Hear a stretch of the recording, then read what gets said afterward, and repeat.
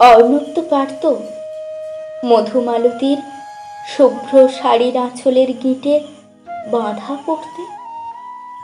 মধুমালতীও অর্ণবের সাত পাকে বাঁধা পড়তে পারত, কিন্তু হয়নি, কিছুই হয়নি। বছর কেটে গেছে।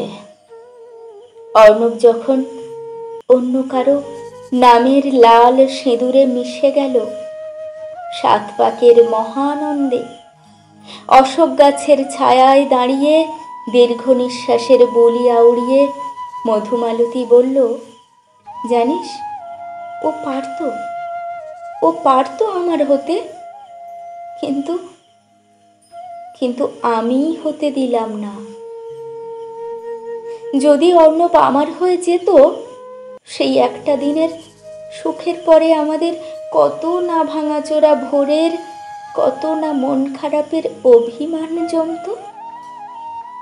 ভালো থেকেও আমাদের তুচ্ছ হয়ে যেত সব। আমি পারতাম না তো সেসব বেদনা সহ্য করতে।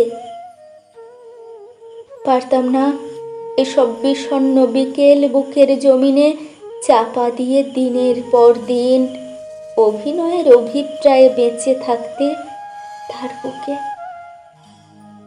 এভাবেই না হয় থেকে যাক অর্ণব আমার হয়ে, থেকে যাক আমার বুকের আকাশে অচেনা এক বাতাসের মতো চিরকাল।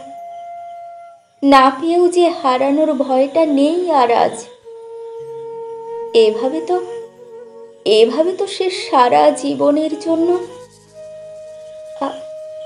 আমার সঙ্গী রইল।